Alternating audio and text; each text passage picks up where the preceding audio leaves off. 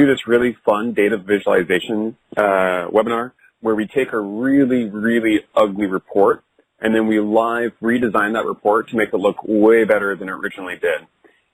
When we do that presentation, it's a great time, but a lot of times people ask, I just want to get really deep into the visualizations that are available in Business Objects Cloud and see all that's available there.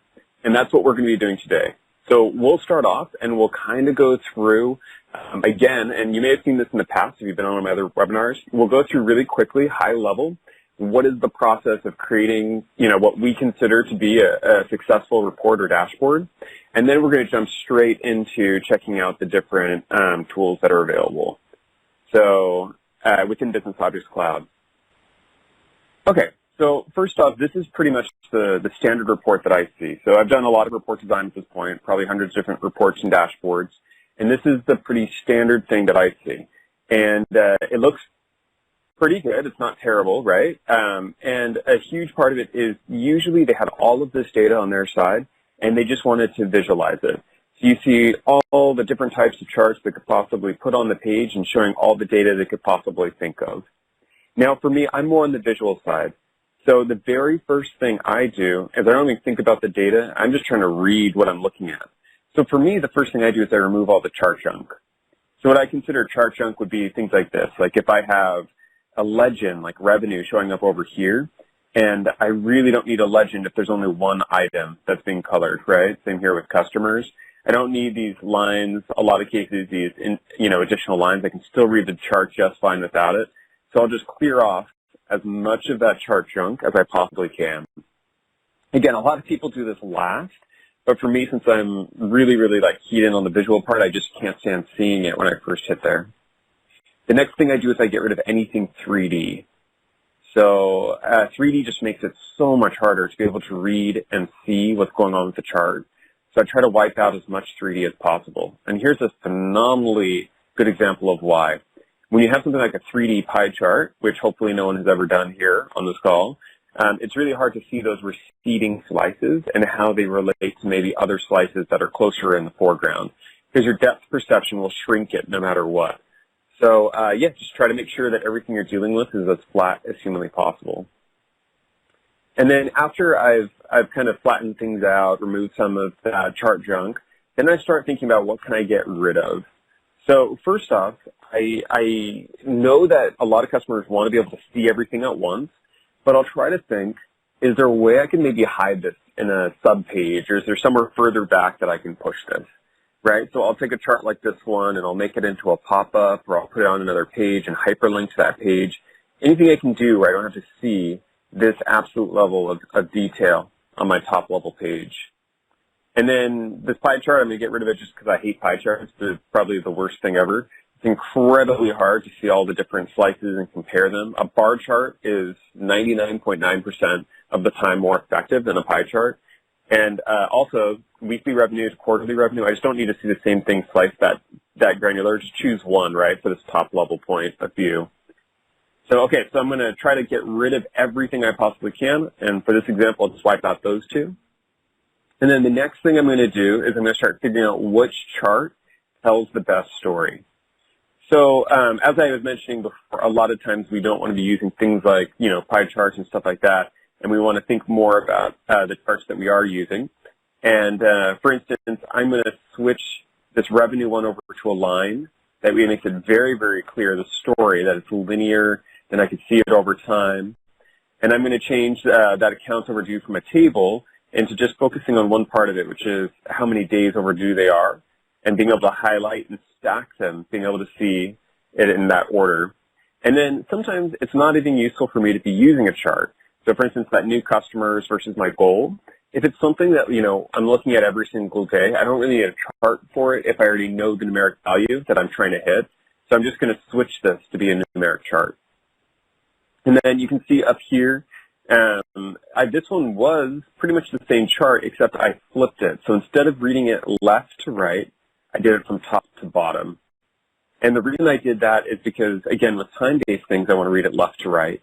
And so this makes it much clearer that I'm comparing them as more of a, an apples to oranges kind of thing than versus seeing something moving over time. Okay. So we talked about this. So we're starting to use different charts to try to tell a better story. Next I'm going to do is I'm going to start thinking big, little, and small. So I'm in a Western country, so I'm going to do left to right, top down. So for me, maybe my number one most important thing are my customers. And if I'm hitting my goal, maybe that's like my company's big goal for the year is to hit 30/20. So I'm going to move that to my top left, and then I'm going to flow the rest of the content based upon its importance to me. And then the next thing I'm going to do is I'm going to try and make sure that when I'm looking at this page, I'm really able to focus on the data. So if I'm working for an executive or something like that, he's only got a couple of minutes, or she just wants to be able to really quickly know what she needs to do in this particular scenario. In those types of situations, I want to make it where the very first thing they can see is the data. They probably see this report repeatedly, right? They're going to see, every single week or every single quarter or every single month. But either way, they keep seeing the same report. So I don't really need them focused in on the chart titles even, or, the axis labels. Really, it's just they need to be able to glance at and see the data. So my test is I take a look at it and I blur my vision. So I just squint and I try to see what shows up most to me. If it's the chart titles that's showing up most to me, then I know I need to change something. So then if you take a look at this one, when you blur your eyes, hopefully what you see the most is the actual data itself. And that's the idea. If you literally just put in front of someone really quick, what's their eye first drawn to? It should hopefully be the story of the data. So once we've got them focused on the data, I like to swap out the colors. For me personally, I try to avoid anything like you see here where we've got orange. Anything that's red, yellows, or oranges, I try to avoid those because they seem to indicate, meaning. So a lot of times, this is just something I see a lot of, is where people will use, reds and greens and yellows as just default chart colors. But someone might see that as an indicator color. It might see it as a warning or as a we're good to go, when really that may not be the case at all in either of those scenarios. So I use Adobe Color in order to choose my colors. It's a great product. It's free. It's online. You can go up. I think it's renamed to Adobe Cooler. I can't remember which one it was renamed to. But there's a lot of these online where you can just put in one of your corporate colors or a color that you like, and then it'll find all of the different colors nearby that work really well. So color is a bit of a science of what your brain responds well to, and this takes out the guesswork and does it for you. So once I've got the colors the way I want, this is when we do the most important part, which is we start adding meaning to the data that we're looking at. So when I'm looking at this, I can't immediately tell what to do, and I can't immediately tell where I have an issue. Yeah, Huli is, almost 100 days overdue, but is that good? Is that bad? I have no idea. And same with, these different sales quotas. Well, what was our quota? Like for at this point in the year, what percentage should we be at today? And so it's really hard for me to be able to quickly look at this page and tell what to do next. So this is where we're going to add, threshold lines. We're going to add colors that are based upon it, and conditional formatting where it recolors it. And now, as I look at this, I should be able to see much faster what's going on and where I need to focus my efforts. So now when we compare it, so I can just throw a logo on it or something like that.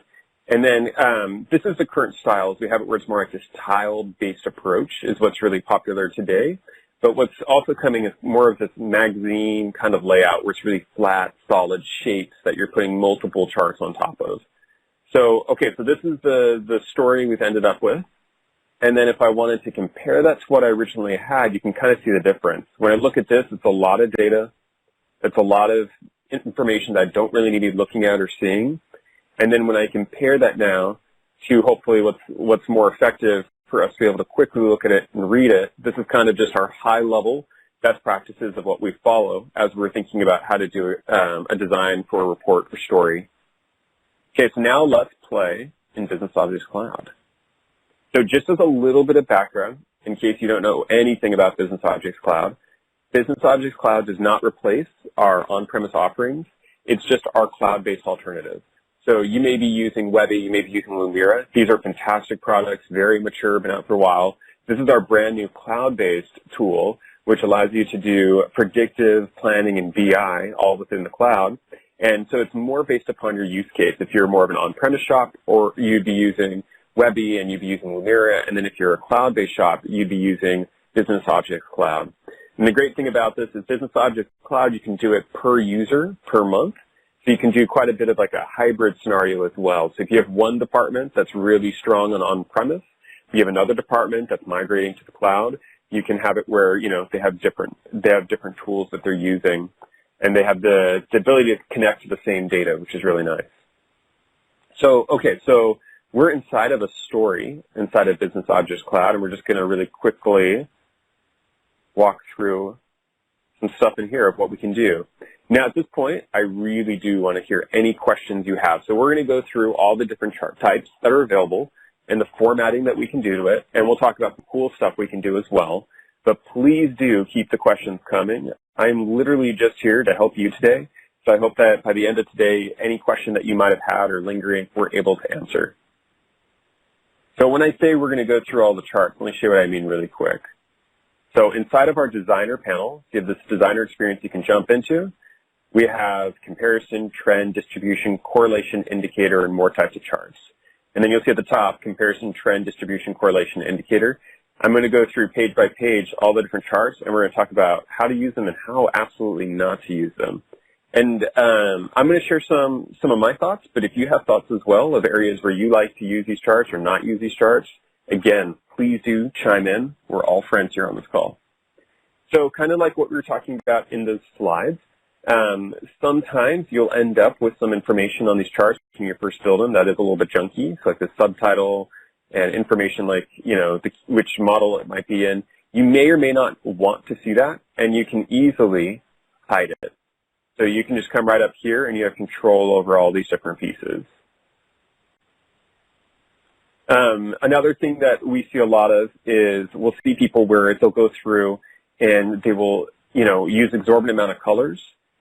Keep in mind, it's really, really easy to just switch those charts out and make sure that they're all using one color, and that would be the ideal, right? Because you don't want people to have to think, you know, do I always need to see this dark blue related to first class? Do I always need to see this color, you know, associated with premium economy? Save your usage of color, right? And when you use color, make it have meaning, would be the main piece of feedback. It looks like we're getting some comments already. We've got a couple of questions, Jacob. There's a user with like a phone number ID saying, where's the average number for the second chart in section remove chart junk? I'm not quite sure if that's... Oh, this is the average ticket amount by class. Yeah, and you'll see for some of these, we're blowing through kind of really quickly on the examples. Some of these charts I would not consider perfect you'll see that there's some things where it's like we could have improved it, but it's more like the point we're trying to make as we're going between them, right? So just as a heads up, you'll see some of that is definitely the case in these.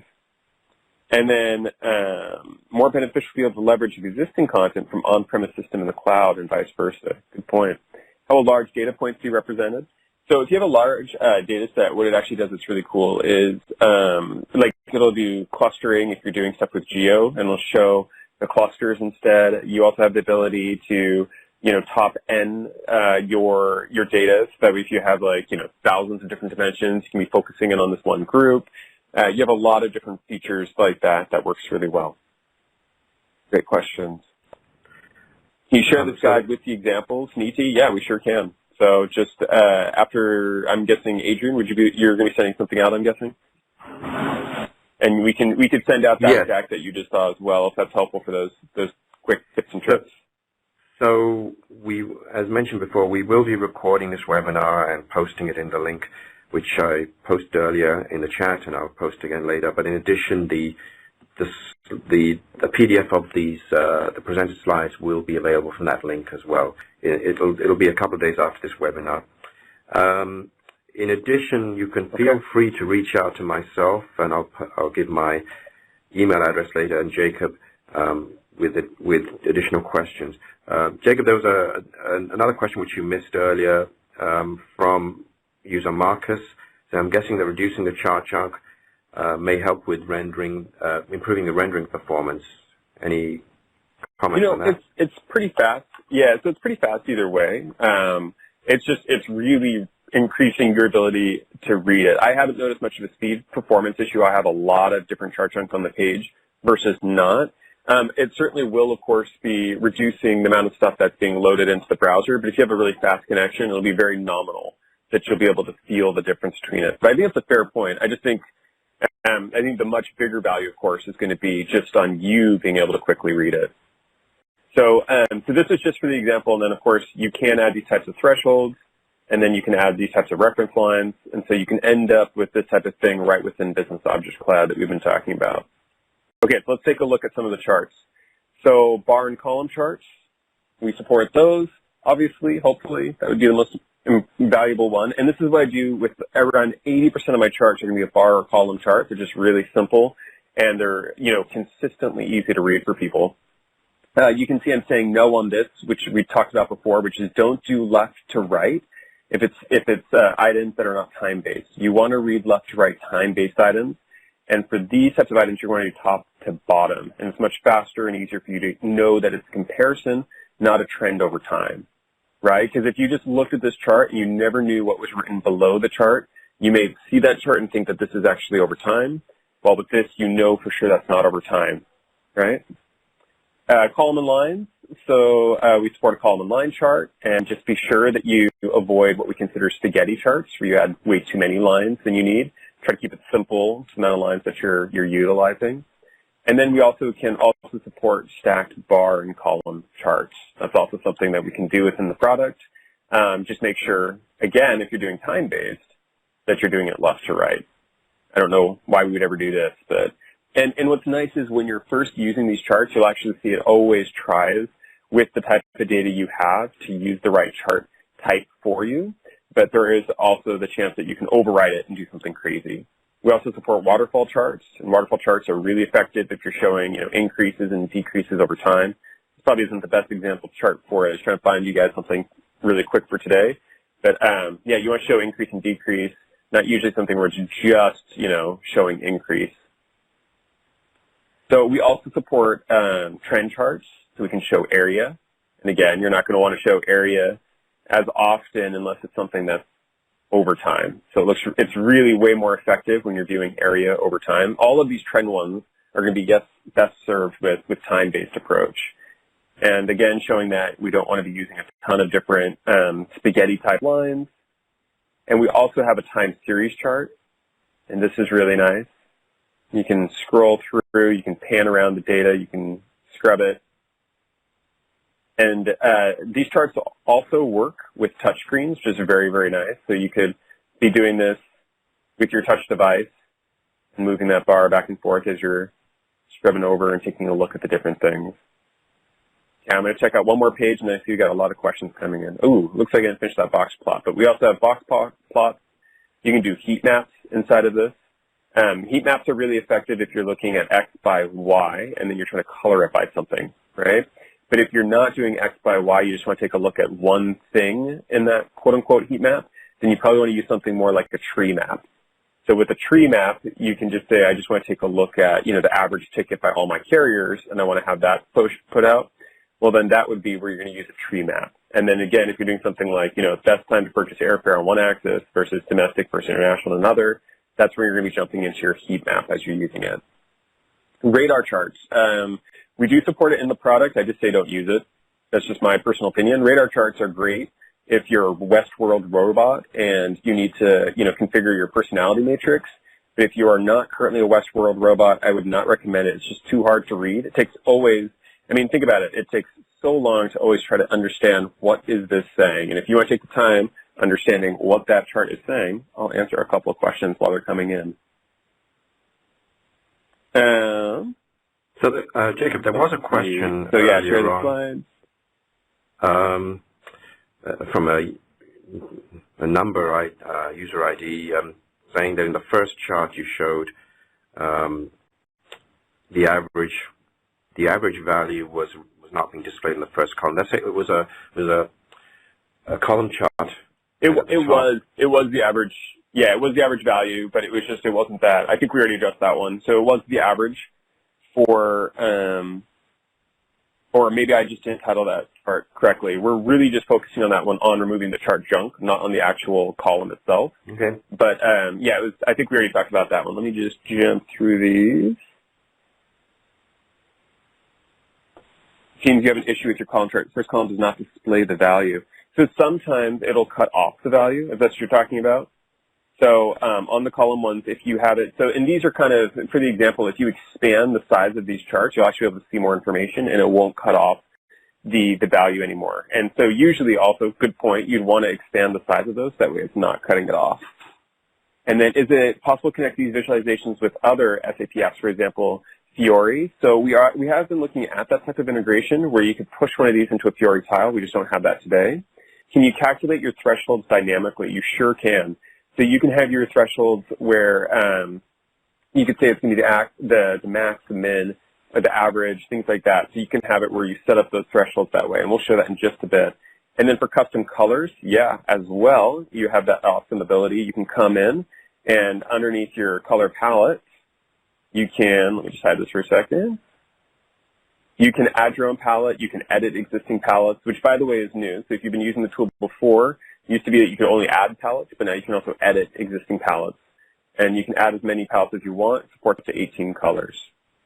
Great questions. And let me see. Pareto charts are not available just yet. Mobile ready. So we've got some really awesome news around that. So as we just mentioned, a lot of these charts are touch friendly, which of course would beg the question, well, are you mobile friendly? We have a mobile app that's coming out. We're currently planning on it coming out for Sapphire. And as part of that, we'll have responsive layout. So you can choose between having a pixel perfect layout where your charts don't move around and they're always in the exact same spot, or you can use a responsive layout and reflow the content based upon the section it's in. And not only will it reflow the content, but it'll resize it for you as well, which is really nice. Do I have to put my dates on cloud? So you have an option, and we can talk a little bit more about that later, but there's you have the option of either connecting to this data by acquiring the data from your server, and then it's stored within Business Objects Cloud, or if you have HANA, you can actually connect your data live, and your data never is stored inside of here. So you don't have to really store anything inside of the application. It'll just connect to live. And then we'll come back. We'll hit more of those questions in just a moment. So kind of for that point, someone was mentioning earlier that one of the columns, the data label, was being cut off. That's because sometimes the chart size just needs to be large enough for the labels to show. So on this bubble chart, you know, this bubble chart's nice, but it's not really effective because I have no idea what it's referring to. So just as a really quick example, you might want to be able to you might want to expand the size of your chart, and you'll see as soon as I shrink this down one, it snaps those off, which is okay if you're going for like more of a visual motif for it.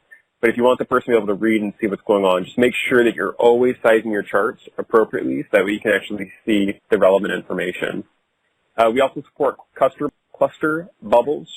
I prefer personally just to use a few different colors for my cluster bubbles if possible, so it's faster and easier to read the chart. Otherwise, you really do have to like be going through everything or reading the world's longest legend, which is hidden again because of size, but you'll see. Oh, I guess I'd still have to make it even larger because it's such a big legend. But yeah, so usually with the cluster bubble, try to keep a more simple usage of the cluster bubble chart when you can. And then scatter plot, same thing. It'll cut off your side axes unless you shrink it down to the right size. So we support all these charts. And then let's talk about indicator charts. So someone's asking about bullet charts. So yeah, you do have bullet charts supported inside of it. Just another kind of best practice for them is you see here we've got this marking that's going on.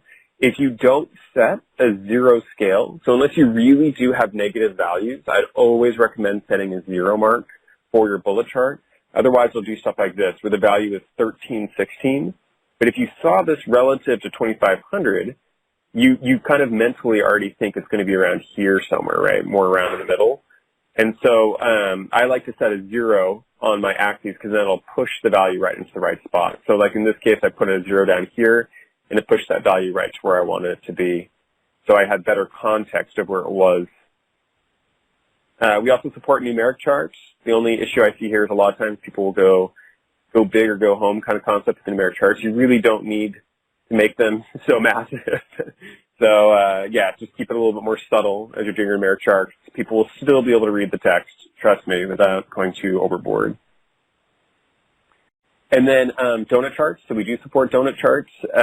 With donut charts, And pie charts, we kind of talked about this already. It's just not the most effective way of being able to compare data. So at least what these do is it orders them in terms of smallest to largest, but even still, I wouldn't really recommend it unless you're doing it for a visual motif. So if you're doing it as like a sort of visual motif, then I think it's a great idea, because then you can actually show like part to a whole. You know what I mean? You're comparing something really, really small. So I use pie charts only if I'm ever comparing, only if I ever have 2 to 3 slices in a pie chart. Anytime I go over 2 to 3 slices of the pie chart, I end up using a bar chart and doing comparison that way instead. It's just more effective. We also support Marimekko charts. And with Marimekko charts, you have the ability of showing the width as something as well as doing stacks, right? Now, the only reason I have this down as kind of a bad example of that type of chart is because it's only doing one thing. It's just taking a look at total spend. And in that case, I could have just as easily done this through a bar chart. And my rule of thumb is always, if I can do it with a bar chart, just use a bar chart. It's, you know, it's the fastest way for people to be able to see stuff. But if I really want to be using the chart type, use the chart type. Make sure that you have, you know, multiple things that are going on where it's not just something that could have been simplified down to the bar. And then we already kind of talked about pie charts, same thing as the donut chart, which is, you know, if you have a ton of different items, go ahead and split it over and just use a bar or column chart, and then try to reserve your pie chart usage for when it's 2 or 3 things. Let me just check again if there's any questions coming up and any ideas people are having on the line. You say you have, did you say integration with Fiori? How's that? Kind of explain the integration. So today we do not have deep integration with Fiori. We do use the same underlying technology though. So we use the UI5 controls for the same things that we're doing. So we're built on the same technologies. But since this is more like a, you know, custom building up application, it doesn't have that deep integration. But we are looking at in the future being able to publish these charts to Fiori apps. So that is something that we're looking at. Will the apps be a dedicated VOC app or integrated with existing BI mobile apps? That's a great question. I haven't seen the final version of it yet. The last time I saw it, Roman, I believe it was dedicated for BOC. It wasn't integrated across all of your different BI products. So good question. Is it possible to display the absolute value in the pie chart? Let me check. That's supposed to come out like any day now, but I don't think it's in this one just yet. So let me just check on that. I'm fairly positive, though, that we don't have the ability to do that just yet. So no, not yet, but we will soon. Good question on that. Great question, by the way. Do you have a glossary of the types of charts and when to use what? I've seen reference to our Marimekko chart before. I haven't seen reference. Great question, Kathy. So we do have a Lumira guidebook that has all of that type of stuff. And if you just want to email me, I can send that out. For anyone who wants to see that guidebook, it goes through all the different chart types and when to use it. It's for Lumira, but it's just as applicable to Business Objects Cloud. So, and here's my contact information if anyone has any questions. Sparklines. So we do have trend lines that are coming soon. And in terms of Sparklines, they're in the plans, but we don't have a committed date for that just yet. Is there integration planned between VOC and RoamB? There is some integration planned. I just don't have enough knowledge right now to speak of it, of what it'll look like long term. But as you know, VOC and RoamBI are connecting to the same types of data. Okay, we'll come and check on more questions. Keep those questions coming. And Adrian, yeah, sorry. Yeah, there was one question which you missed, which I'm not sure if you able to answer from user Aida. If you have SAP R3 in a server in-house, is it possible to work with Business Objects Cloud, or is it better to go to the SAP Business Objects portal, I guess the BI platform? Oh, gotcha. Yeah. So it depends on, so are you, and then if you're, it really depends on your full architecture. That's a harder question. We just have to take a look at it. But it depends on are you using anything to warehouse your data? Where is your data being kept? Because we can reverse proxy through and we can connect your your on-premise data. And we are able to do that. So it just really depends on your specific situation. That might be a question you might want to take offline because that's more on the technical of how do we connect. But that's a great question. And feel free to reach out to me and we can also talk more about those types of connection scenarios. And if we have time at the end of this call, we can also jump back into that. That's a really good question on the connection part. Okay, so a couple things to be aware of. So some people who have used Business Objects Cloud, I'm just going to show you some tips and tricks that some people may or may not have known about. One is changing the chart legend. So some people, I've had this question a lot, which is, oh, I wish I could change the chart legend. You actually already can. You just select the legend, and then kind of hidden down here at the bottom, you have this alignment option, and that's where you can change where you're going to do your legend.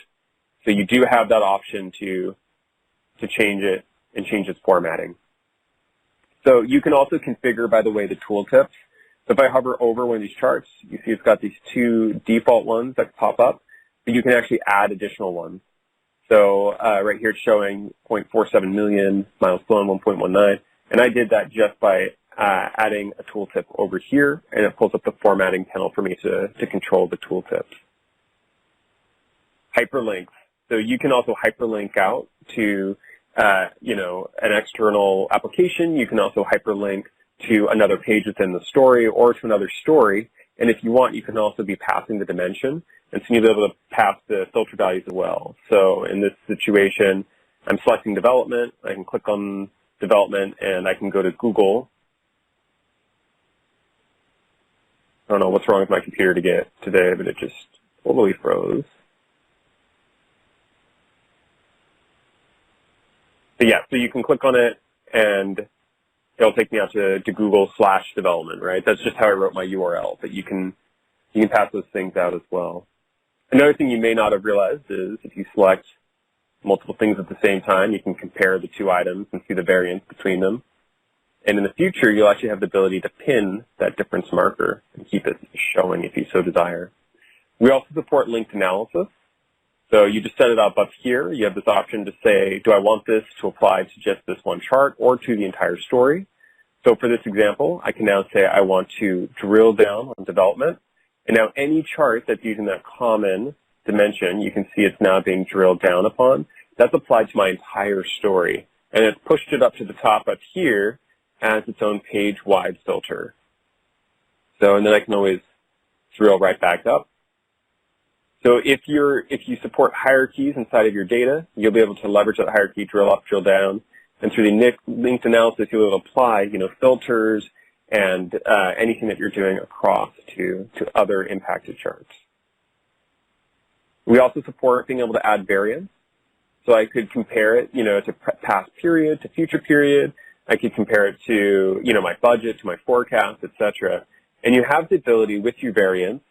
You can choose, and again, I just did this by going up and adding my variance. And then once I have my variance added, you can go in, you can even say, I want this to be shown as a data label instead of a bar.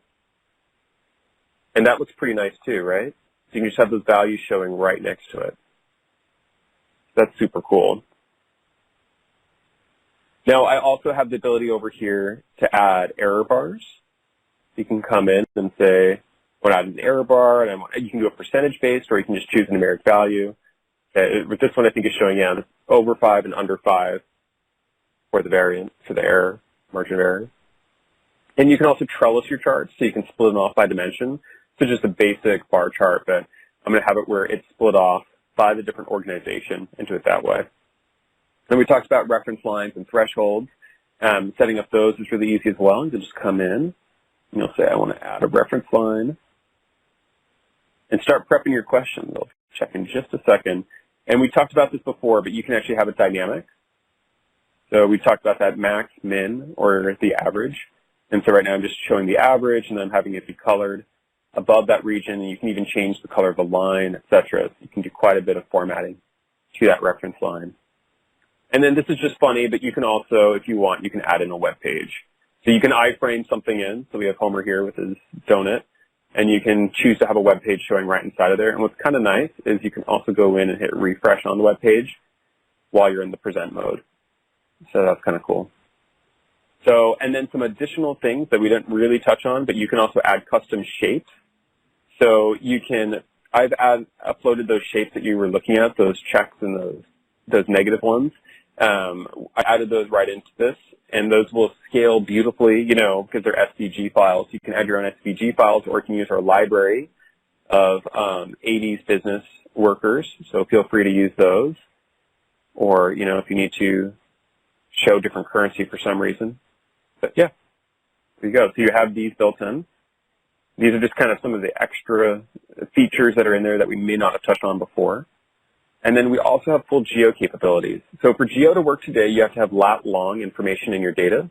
We are looking to enhance that to where it'll be able to pick it up by zip code and other things of where you're at. And we're constantly enhancing our geo capabilities. But here's the core geo capabilities. So you can do a bubble layer, and you can size and you can color these bubbles based upon different things. And again, that's just showing it based upon lat long.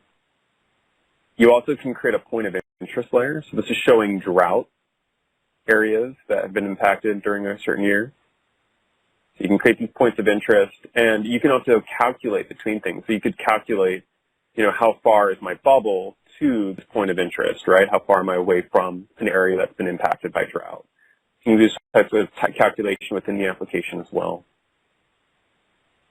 You can also create a heat map, and a heat map can be showing, you can choose how blurry it is, the color of it, and you can create those types of heat maps.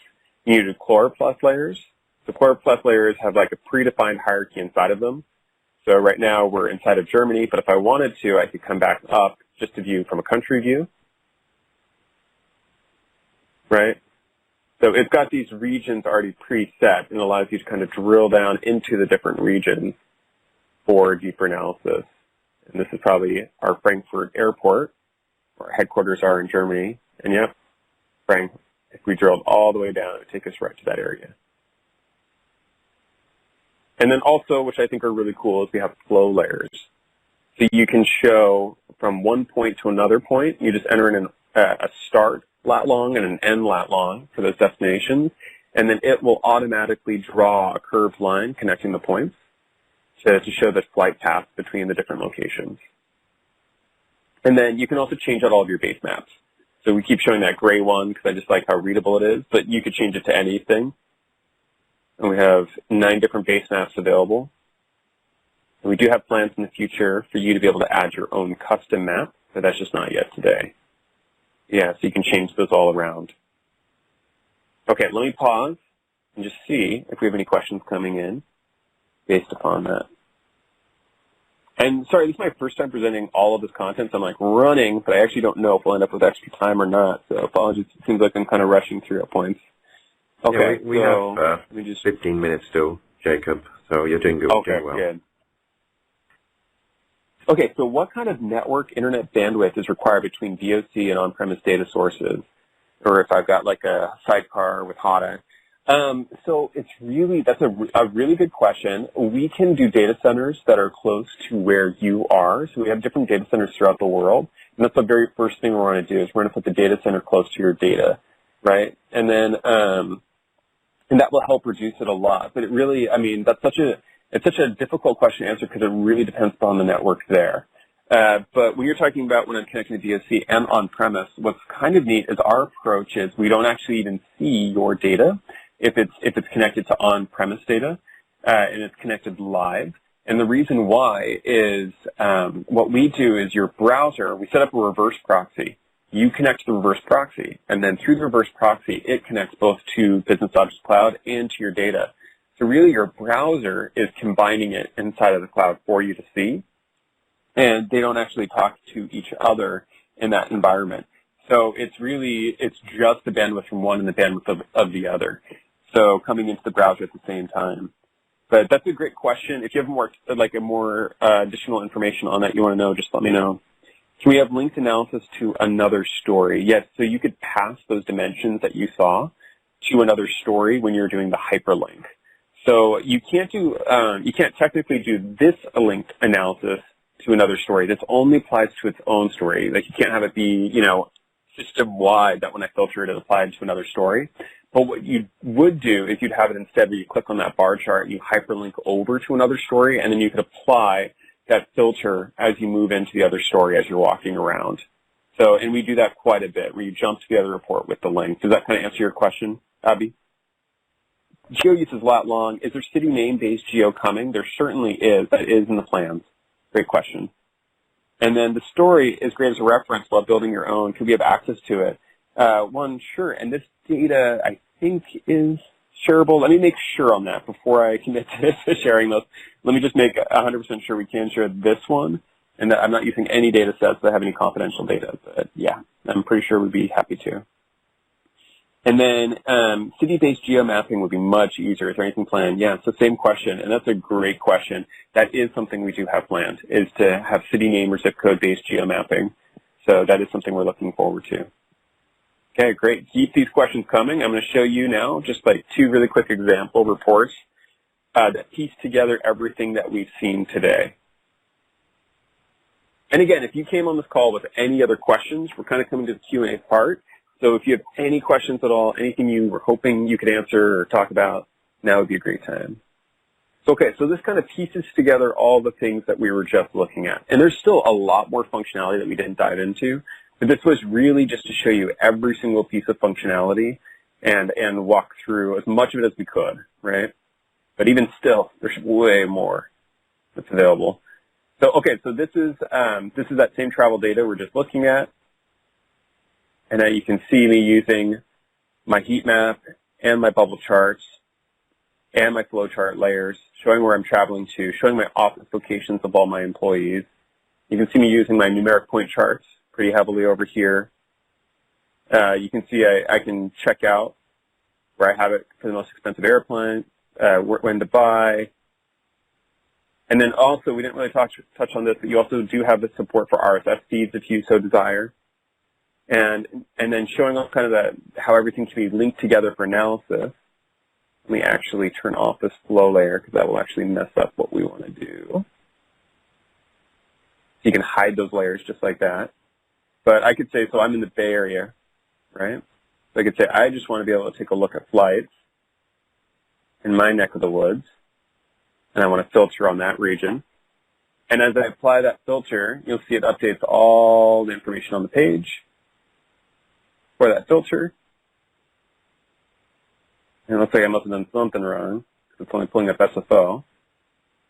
The flow layer causes issue because the flow layer wants to see between both points. So I think it's most likely just my flow layer. And that's one thing to be aware of, is the flow layer, the only thing is when it does geospatial analytics, it freaks out because it wants to see both endpoints as it's filtering. So let me actually just wipe that one out. And then hopefully that'll fix it for us. Let's find out. Because yeah, it was probably looking for both points of it at the same time. Yep, and now it's bringing back data, right? So that's just a good point of reference. And there you go. So now it's showing for my region, SFO, this is how much it costs on average, SJC, Sacramento. And now all of that's just relative to that one spot. So when people are traveling and the airlines they can be on. So you see I could also have done this through dimension slider where I could have done analysis showing how close I am to different points. This is really helpful if you have a customer who's dealing in retail and they want to see, like, you know, I sell to college-age students, how close am I to a university, et cetera. You could set that up as a point of interest, and you could come in into your travel, how close it is to those locations, et cetera, and it'll update based upon that. So you have these types of sliders that will do that type of work as well. Then if you're looking more for a reporting type setting, so you can also change the page size. So this one's now just showing I'm in the U.S., so I'm going to use a letter. So an 8.5 by 11 piece of paper. And then I can set up these little dynamic text boxes. It's going to show the current date, who the author was, my department. So I can come in and I can actually configure all of this myself. And then you can see I'm using both my inline and I'm trellising that numeric point chart. I'm using that variance pretty heavily to just show that off for you. Page number dynamically created as well. So and then my shapes. So I'm using my shape over here. I'm using my shape over here. So you can use quite a bit of shapes in here as well as you're pulling together. So these are just some really quick examples of how you would, again, I'm not saying this is the perfect one. I just pulled this whole thing together, pulled together for today's demo.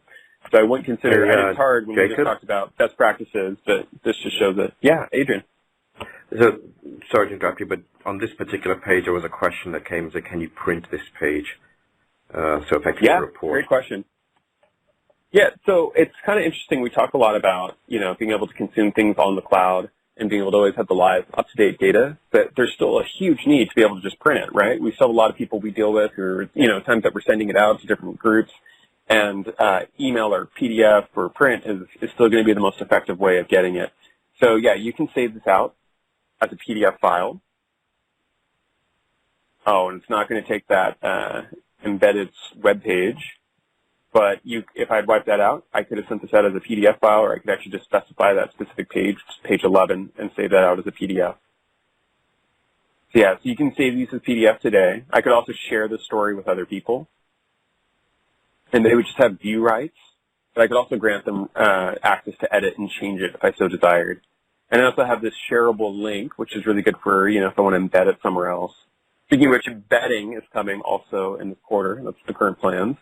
You'll be able to take this whole thing and embed it inside of another application through iframe. And then I can also come through, and on any of these, I can also collaborate on them. So I could say I want to add a comment on this chart. Hey, why is this 5% over, right? So you can add comments on the charts, you can add comments on the pages, and you can also have a discussion around the whole thing. So I can have these discussions going on with my coworkers. So you do have this type of collaboration that's built right into the tool as well, if you haven't seen that or made use of that yet. Another thing that you can do is you have these layouts. So these are predefined layouts, kind of best practices, and you see we've got these predefined report layouts that exist around here. And you see some nice report layouts that you can be leveraging, and then some presentation type layouts. And what's really cool is, I'm one wave behind, but in around a week, you'll see you have the ability to save it as a template. And you'll be able to save your existing story and make it into a template, and then you can make that one of the default templates people can select from. So if you wanted to have your own corporate branded template, you'll soon be able to do that with your logo, and then they just swap out the charts and they use that the way that they would like. So that's incredibly helpful for those of us who are more on the viz side. We're prepping this for someone else to use, and you don't want your end user to have to think of what's the best possible design. You can just create that design and then save it out as a template for them to use. Another trick, just to let you know while we're talking tricks for the viz folk, is you can actually mass select multiple objects and copy and paste it between stories. So I could copy all 7 items that you just saw copied, and then I could walk out of the story into another story and paste it. So it's really helpful for if you're working on a draft version of something, you have a master story you want to paste it into. Yeah, you can just go ahead and copy everything on the page and then copy it out and paste it into your other story. So that works really well. Okay, so we just have 4 more minutes. That's it from me from the main content. There's still a lot I could show, but let me just kind of refer now to your questions to see what questions you have and anything I can answer. How do you format the table, change the grid to show us horizontal lines? Oh, yeah, and this is slightly new as well. Keep asking questions. It's a great question. So in here, what I'm going to do is there is now these templates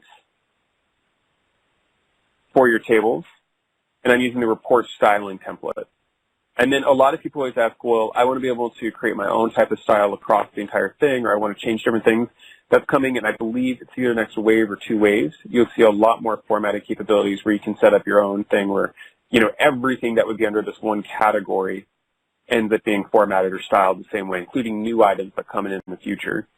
So more table formatting is coming for you, but you can see a lot of it already showing up, which is really nice. And, you can already create your own styles as well and then apply those styles to new areas.